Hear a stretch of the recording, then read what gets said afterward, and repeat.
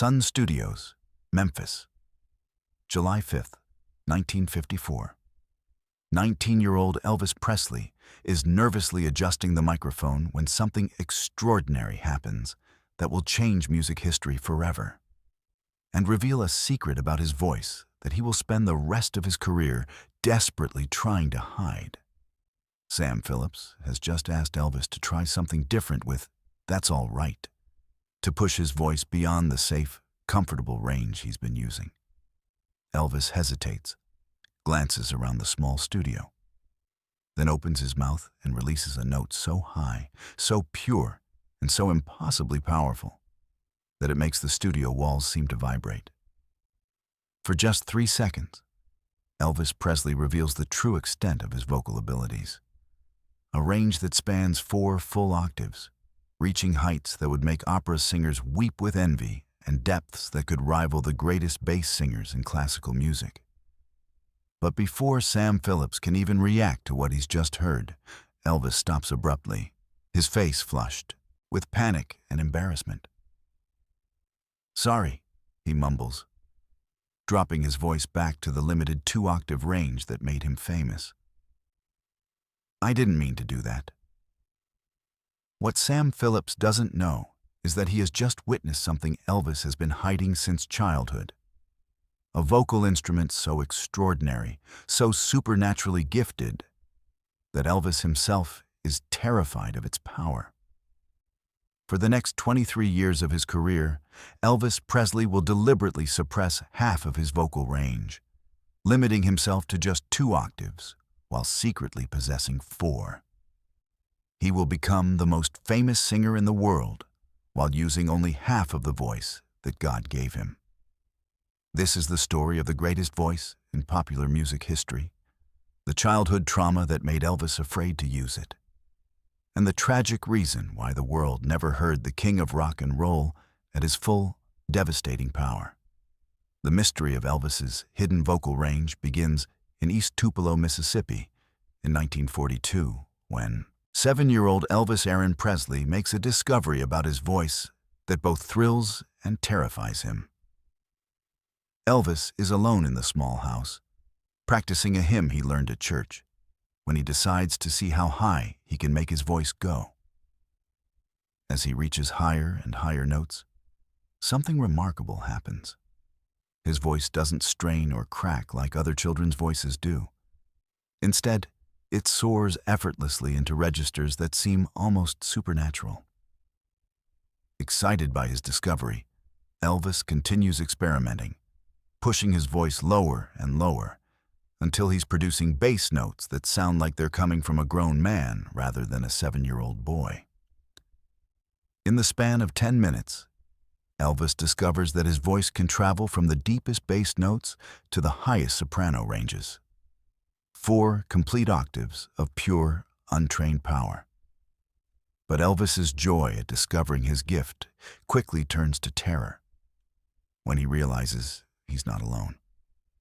His father, Vernon, has been standing in the doorway, listening, with an expression that Elvis can't interpret.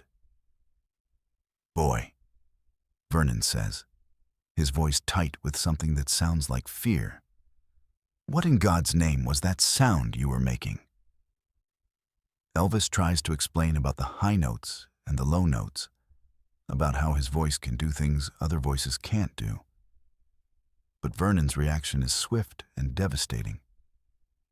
"That ain't natural," Vernon says, shaking his head. "No child should be able to make sounds like that.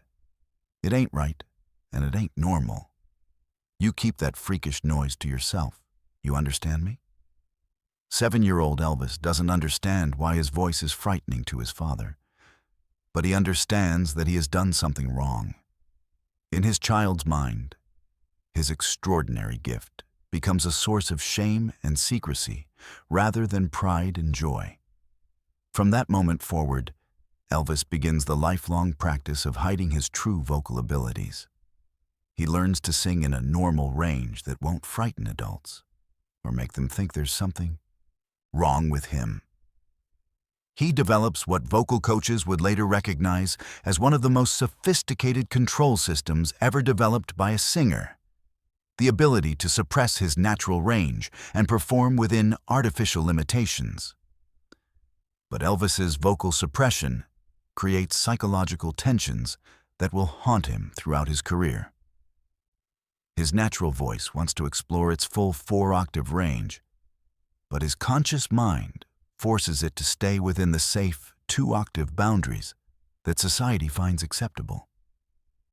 The internal battle between his natural gifts and his learned limitations manifests in unexpected ways. Elvis develops a nervous habit of humming in his full range when he thinks no one is listening, only to stop abruptly if he realizes he's been overheard. He begins having nightmares about losing control of his voice during performances, terrified that his true range will emerge and expose him as the freak his father warned him he might be.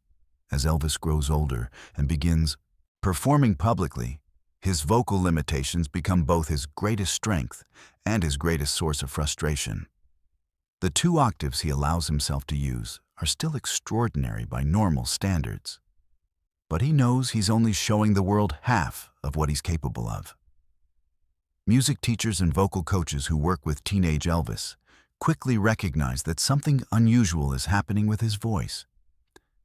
They can hear the suppressed power, the controlled tension, the sense that he's deliberately holding back enormous reserves of ability. Mrs. Oleta Grimes, Elvis's childhood piano teacher, becomes the first person to formally identify what she suspects is a 4-octave range hiding beneath Elvis's careful control. "Elvis," she says during a lesson in 1950, "I want you to try something for me. I want you to sing this scale. But I want you to go as high as your voice will naturally take you." Elvis immediately becomes uncomfortable. "I don't think that's a good idea, Mrs. Grimes. My voice gets kind of strange when I push it too high." But Mrs. Grimes is persistent. She's spent decades teaching voice, and she's never encountered a student with Elvis's combination of natural ability and deliberate limitation. After 20 minutes of gentle encouragement, she finally convinces Elvis to let his voice explore just a small portion of its upper register. What she hears confirms her suspicions.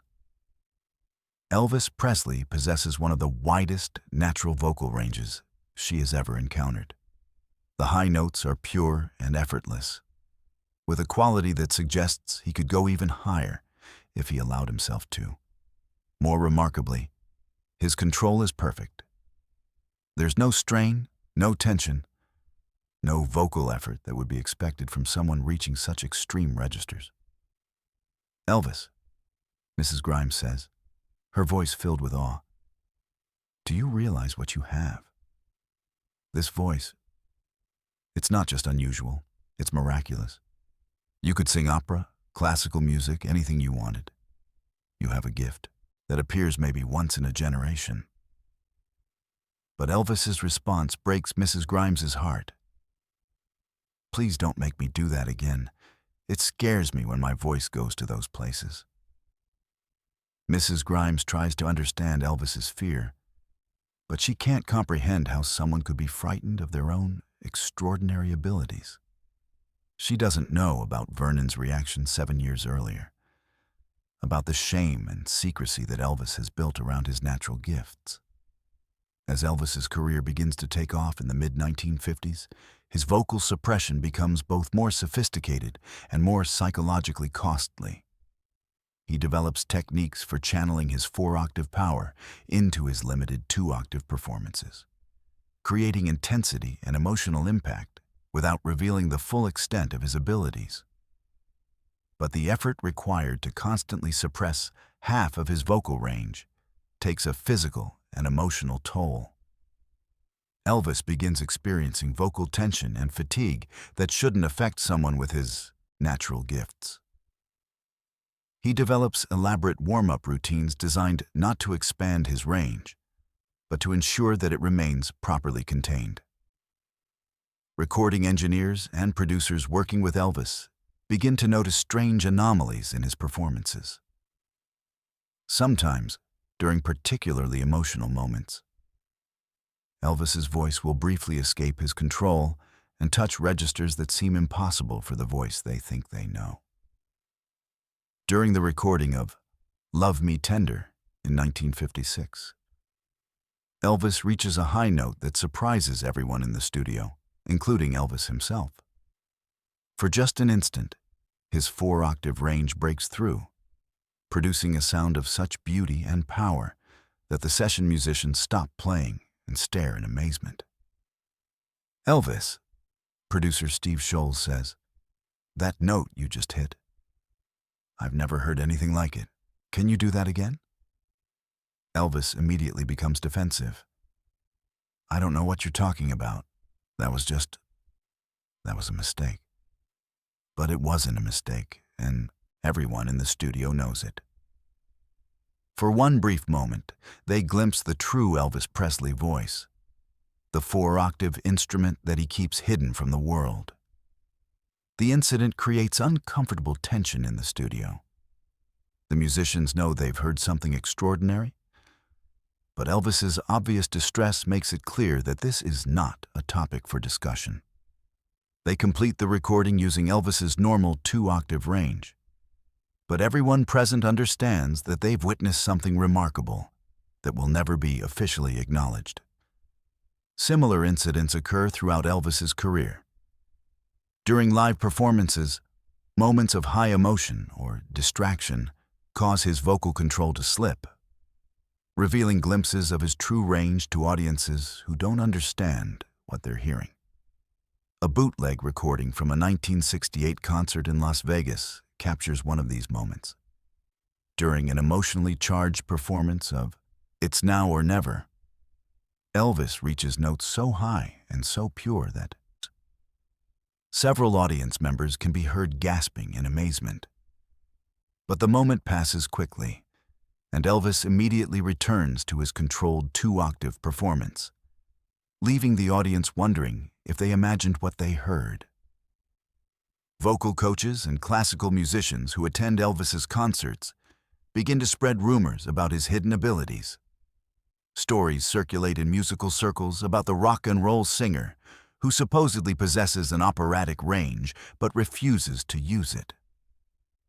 In 1969, operatic tenor Luciano Pavarotti attends an Elvis concert in New York and later tells friends, "That man has a voice that could make him the greatest opera singer in the world. But for some reason, he's hiding it. I don't understand why anyone would suppress such a gift." But Elvis continues to suppress his gift because the psychological programming from his childhood remains stronger than any professional pressure or artistic opportunity.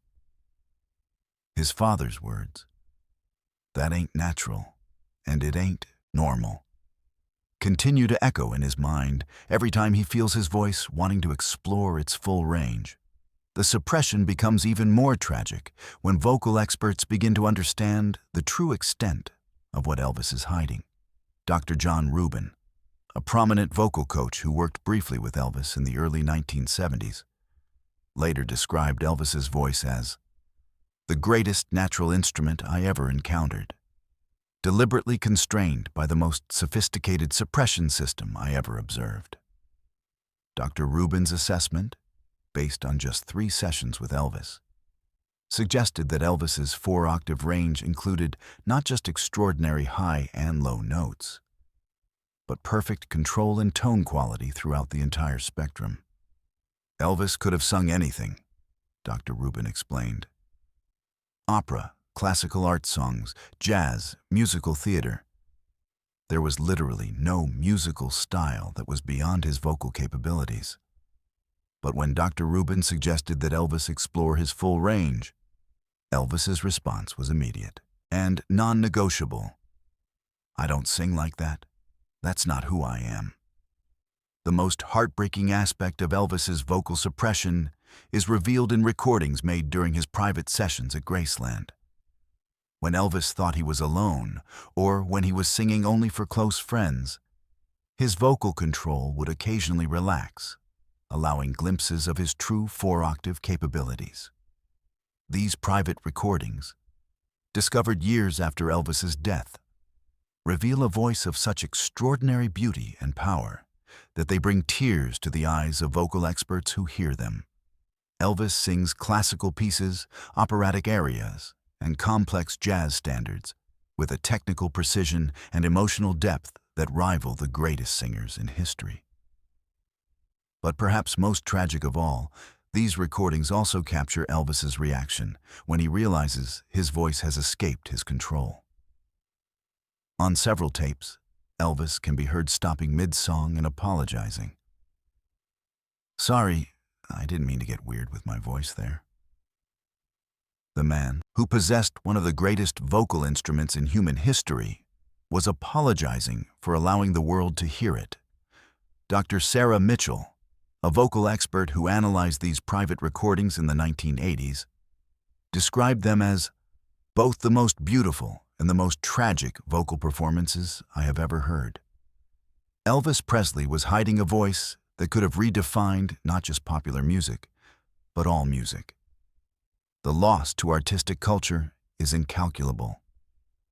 In his final years, Elvis occasionally spoke to close friends about his regret at never fully exploring his vocal abilities. In a conversation recorded without his knowledge in 1975, Elvis told Charlie Hodge, "Sometimes I wonder what would have happened if I'd been brave enough to really sing, you know? To use the whole voice instead of just the safe parts." When Charlie asked what he meant, Elvis explained, "I can hit notes that would make your head spin, Charlie. High notes, low notes, everything in between. But I learned a long time ago that people don't want to hear that from me. They want the Elvis voice, not the other thing." The other thing Elvis referred to was his natural 4-octave range, the voice he had been hiding for more than 30 years. Elvis Presley died in 1977, taking with him one of the most extraordinary vocal instruments ever developed.